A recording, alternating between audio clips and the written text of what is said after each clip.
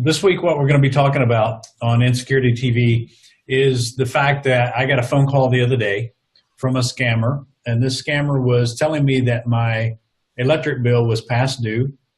They had a truck in the area, and they were going to be disconnecting my power in 30 minutes or less. And so I needed to go ahead and pay my late fees, my late balance and the late fees, so that it would not interrupt my service. So we're going to talk about that in just a moment. Also, we're going to have with us today Patty from Nashville, Tennessee. Patty was on her computer at home. She had just signed up for several Comcast services, and she got a pop-up on her window in her computer that said, there's some new products that we're offering. Please give us a call at this 800 number. And she proceeded to call the 800 number, and what she realized is it was a scam. They were trying to get her credit card information. They were trying to get her to install some software that was not legit. It was not Comcast. And we'll have her on shortly to tell us her story and how she almost got duped. So, Scott, David, have you guys, you heard of any of these phone scams in your area? Heard from any clients that have run into things like this? We haven't had anything like that. We're seeing a lot of it's tax season here in Australia, and a lot of our accounting clients are warning of the fact that there's a lot of tax scams going out where people are literally calling up people and trying to get their details, and part of it's a phishing operation to get details for them for other operations, and other ones just literally, it's a stressful time for people to get their tax in and get it all right. So it's almost a too easy operation, especially when a lot of the tax organizations and banks, when they call you, they've trained you to answer a series of questions to authenticate who you are. So you're pre-programmed for it, and these guys are doing a very similar thing, and you just fall into the, this must be a legitimate service. I don't know. Scott? In Canada, we're seeing two main trends now, one being the Microsoft scam, where a call center will be calling. What we're seeing now is they're calling very early in the morning when you're still in bed. Matter of fact, at my own house, I got the call at 10 minutes after 6 in the morning. And then they, try to use some scare tactics to make you think that your computer's majorly infected, and that you need to get online and get them connected, and they'll help try to clean you up. They will try to upsell you for a $49 charge, and they'll clean it. And of course, we all now know it's fake, but a lot of people are falling for it. And it was funny, David, you mentioned about tax season. A couple of months ago, we were having issues with people calling saying that they're from the CIRA and that you owed back taxes and this needs to be paid now, or they were going to be freezing bank accounts.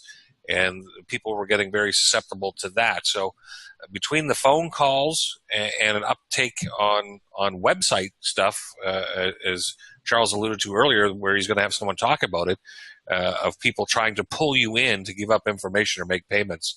The scammers are certainly on the uptake because it's billions and billions of dollars they're making. But there's so much fraud that's going on. It's really getting to be ridiculous, but they're very convincing. I mean, this guy knew the address of the local Walmart that was nearest to my business, and he was going to have me go there to buy a money pack. So they're doing their work. They're investigating, and they're trying to figure out exactly what it is that they can get out of you. One of the things that people need to know, and this is going to be different for you guys, but here in Nashville, I did contact the local FBI simply because they gave me an 800 number. The 800 number did say that it was NES when I called the record on. So I called my friend over at the FBI, and he said, look, file a complaint with IC3, and that's a website that U.S. People can go to. They can go to ic3.gov, I believe it is, and they can file a complaint if they get spoofed on something, whether it's a phone caller or a website or something of that nature. Do you guys have that same type, similar services? Do you know of? Yeah, I was actually looking through today in Australia. We've got scamwatch.gov.au, and similar sort of thing. You can report a scam there. They list a lot of the upcoming scams. Subscribe for their radar subscription, and I mean, one of their basic steps they say here is if you receive an unexpected call about overdue accounts, call back the company direct, go to its website, look up the phone number there, and call through rather than using the numbers that perhaps the scammers are trying to use. So Sure. And here in Canada, Charles, we have the RCMP, which is our version of the FBI and local police. They have a website with anti-fraud set up, but the government's actually set up a site called the Canadian Anti-Fraud Center, where you go in and report any incidents so that they can be tracked and monitored. And an interesting point, when they start hacking these 800 phone numbers, usually these are spoofed, so it's makes it a little harder for it to be tracked back. They could still be calling from India or some other offshore location, but showing as your local number. So just because it's showing as a local number should not give you a sense of feel good that they're actually there, to your point. And if you feel that it's not right, you should get off the phone, look up the legit company yourself. Never click a link that's in an email or on your website. Open up a browser yourself and go visit their website and call the number that's there, as opposed to anything that you're showing on your screen, because what you could be seeing is that background, that the real good work that they've done to make it look like it's there. So we always like to tell people, never click the link in the email or on the website. If they're calling you, go look up the actual customer 1-800 number and call that number yourself, and you'll find out whether it's a scam or not. It's an extra step that has to be done, but you got to protect yourself, your family, and your money. That's the best way to do it. Exactly. And you may be protecting somebody else that can't afford to lose their money. And one of the things I tried to do earlier today was actually call the number again. I was actually going to try to just interview the guy and just ask him, why are you doing this? Where are you located? Just trying to get some brief information from him. But the FBI has already shut down their phone number. So at this point, you can no longer call that number. It is definitely a scam that sounds like it's legit, and it was very much convincing to me that there was definitely something going on. In the beginning, I was wondering to myself, did I miss a payment? But then, I was like, okay, wait, this is a scam. And especially when they told me how much my electric bill was, I knew at that point it was quadruple what my electric bill typically is. So I knew they were looking for just my credit card information. Yeah. I was saying offline to you, Charles, that when we had a client hit with that Microsoft scam, the one that Scott's been talking about, I was literally at their office at the time, and we managed to get a telephone number out of them. It was a Sydney, Australian 02 number. I called them back, set up a laptop, went through let them walk me through the whole process, and the process was brilliant. I mean, these guys must be going back through calls where the process hasn't worked and looking at how they can refine it so that each attempt or each group of attempts is just a little better for them. ScamWatch has reported that last year Australians lost a reported $40 million to scammers. So, this is big business. Yeah, it's big business for sure. All right. Well, just be careful out there. If you get a phone call from somebody, be cautious of the information you give them. As Scott mentioned, be sure to go to their website and verify the phone number, call them back on their number, and talk to them as well. So let's see if we can get Patty on the line here. All right, Patty, thanks for joining us today. I was telling Scott and David and our viewers that you were sitting at home working on your home computer, and you got a pop-up message from what seemed to be Comcast, and you had just signed up for numerous services through Comcast and got those installed. Is that correct? That's correct. I had just gotten the latest and greatest of everything from Comcast, and I was excited about the service, and I didn't even know what all was in that service. So when I saw this pop-up, I thought, oh, well, that's part of their service. They'll clean up your computer for you. All you have to do is dial this number.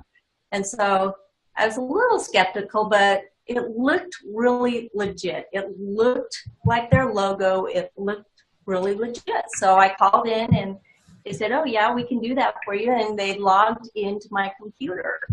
And then they started showing me all these files and they said, do you recognize these? And of course, I just thought they looked to me like just systems files. And he said, yeah, well, these files, you know, if you don't recognize these things, aren't any good.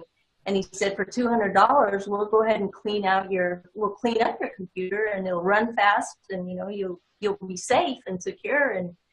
And then when he showed me this other screen, it had in the list of files that it had crypto in it. And that just scared me. And so I said, well, you know what? I've got an appointment to go to. I need to go now. I can call you back tomorrow. And I'll just, you know, I can have my guys at work look at it. And he said, oh, no, you shouldn't hang up now, you know, because we've got this diagnostics thing going on. And if you hang up now, you can't get the deal tomorrow. And I said, no, I really need to go right now. And he said, well, no, you can't go right now. And that was it. I said, okay. You know, so I turned off my computer right away and said, you know, sorry, goodbye, and hung up. And I was really glad I did. I really think he was getting into my files as we were talking, and it really scared me. Did he have you download any software or take you to a special link, or was he just, it just was already on your computer? No, he was actually logged into my computer. He did a log me in. Okay. So, and I trusted him because we had this new service and I just thought it was part of the new service. So I won't ever do that again. Okay. So no credit card information or anything like that was given. You just, you wisely chose to say, you know what, this doesn't feel right. And I'll just let my IT friends take a look at it. And that's when the guy kind of was very persistent in getting you to stay on the call with him. He did ask me if I kept personal information on my computer. I remember that. He did ask me that. Scott, have you seen anything like this, or have you heard of this from any of your clients? We've seen nothing from Comcast, but the interesting thing I found from Patty's story was they were showing something that showed crypto. And there's been a lot of stuff in the news about crypto locker and crypto wall and people losing their files. So it appears to me from Patty's story that they're starting to incorporate this, as David was mentioning it earlier, into their process to scare people even more, to try to get that buy-in that they're going to make things right, when actually they're the ones that are putting the stuff there and likely could have ended up putting crypto wall onto Patty's computer and really messing her up and then holding her hostage, which, when by asking if she had personal files there, certainly would make me think that maybe that was maybe one of the routes they were going to go down. We have seen different types of websites where they have to try to win you in. One of the big ones that came through here recently was your site would get locked. It would say that CSIS, or the RCMP, Canadian law enforcement agencies, and our version of the NSA, that they detected a certain type of pornography on your computer, and they'd taken a picture of the webcam and it's showing up there on your screen, and they were saying you had to click this link in order to get the computer unfrozen and to avoid investigation. And it was very convincing. The first few rounds looked pretty bad. But then it became very, very good, and especially when your picture was on the screen, it made it seem very legitimate. So they're very crafty. I was just going to say, and I know, Charles, you and I were talking about this when I was in Nashville, that it's gotten to a point now that the cyber criminals can actually purchase or software to do all of this. And I was reading an article from the McAfee Labs published in May about a new ransomware as a service called TOX, T-O-X, and essentially via using the dark web Tor, you can go to TOX, sign up your details, explain your cause, put in your Bitcoin wallet.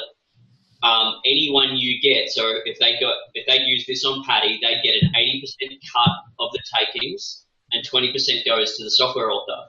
And when tools are that easy to get a hold of, and as we said, and as Scott affirmed, that they keep refining their script and making it more intelligent, because it's all about testing the fear in people or getting their surprise. Patty just subscribed to a new service. She's a prime candidate because she's thinking, yeah, this is good. And before she knows it, she's done a few things that maybe she wouldn't have if she wasn't in that current state. And, you know, the sky's the limit for what these guys can get out of it. Yep. Well, just like Scott was saying, you know, the guy asked specifically, do you have any personal information on this computer? Because I believe, like Scott was leading to, that's when he would have invoked the ransomware. And we've talked a little bit of tech terms, ransomware being one of them and Bitcoin being the other. And for the users out there that don't know what ransomware is, you know, it's like the old ransom. You take somebody ransom and you hold them until somebody pays you money. Well, it's the same thing with computer files.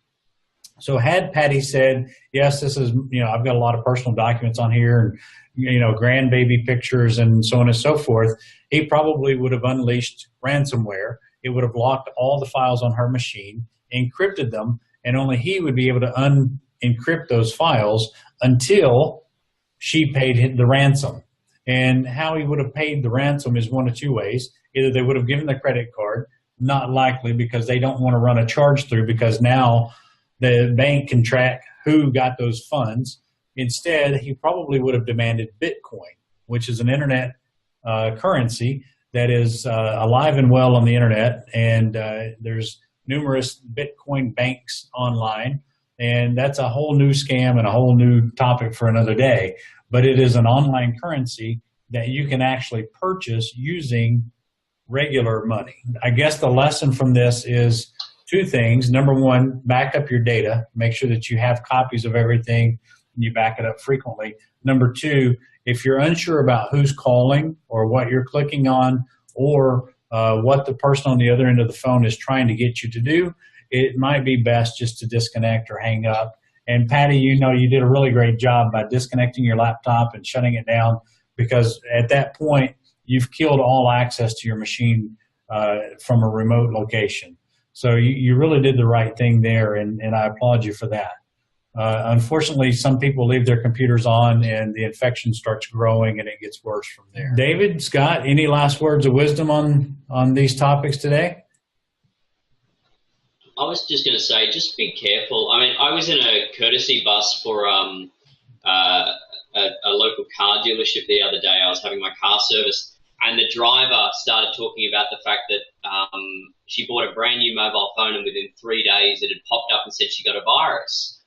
And I thought that was really weird, and I ended up scanning through web pages looking for Android virus pop-up, and it was a pop-up website that she'd received. But again, she just got the phone, she was fearful, and it just seems to be this ongoing thing of let's get you and let's scare you, and people react quickly because they don't want to do something. So if you see something, calm down, leave it for a second, and then go do a bit of research before you act on it, because it's a really high chance at the moment it's a scam. Yeah. Scott? Be safe out there. Take that pause, as David said, and go take a look at the website yourself and protect yourself, your family, and your money. Absolutely. All right. Well, Patty, thanks for joining us.